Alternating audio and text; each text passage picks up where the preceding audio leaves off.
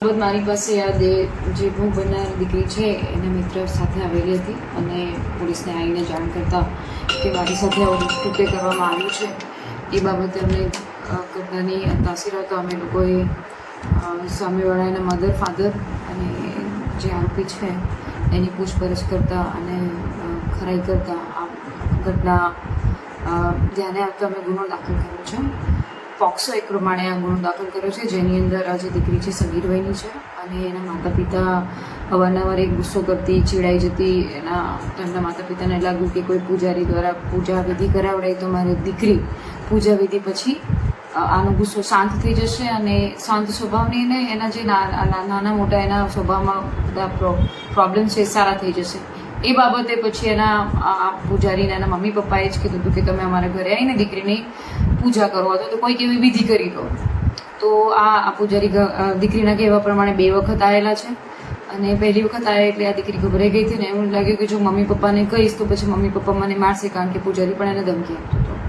પછી બીજી વખત એને એના મિત્રની મદદથી પછી એણે સંભાવ કેવી પણ રીતે એણે કેમેરા ગોઠવી અને મોબાઈલ કેમેરાથી એણે આ આખી ઘટનાને કેપ્ચર કરી હતી અને પછી એના મિત્રની મદદથી એ અમારી પાસે આવી હતી અને અમે તરત ગુનો નોંધી અને આરોપીની ધરપકડ કરીને એના પ્રમાણે ગુનો નોંધીને પોક્સો એક કલમ હેઠળ એની અટકાયત કરી છે। મેડમ, શું કહો છો આ દીકરીની હિંમત, કારણ કે જે રીતે એને ખુલ્લીને આવી બહાર આવી, વિડીયો પણ ઉતારી લીધો, અન્ય દીકરીઓને શું સલાહ છે?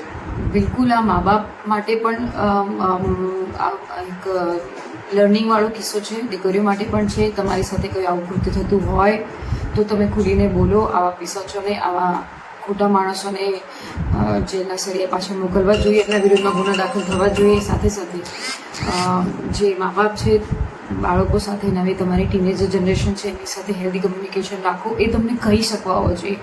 આ બાબતમાં એમના માતા પિતાને પણ આપણે કહેવું જોઈએ કે એના બીજા મિત્રોની મદદથી પણ જ્યારે મા બાપ જો બાળકોને સાંભળતા હોય તો આવી ઘટનાઓ ના બને, અથવા તો બને તો બી એ પહેલી વખત જ્યારે પૂજારી આવ્યા ત્યારે વખત એના મા બાપને પણ એને કહેવા સંકોચ થતો હતો એટલે એના મિત્રોની મદદ લીધી। તો આ પણ એક ઘટના ચોંકાવનારી છે। આપણે હંમેશા બાળકો સાથે હેલ્ધી કન્વર્ઝેશન રાખવું જોઈએ। આ પૂજારી જે છે એ કોણ છે, કેટલી વર્ષ ઉંમરની, પરિવારને કઈ રીતે પરિચય થયા?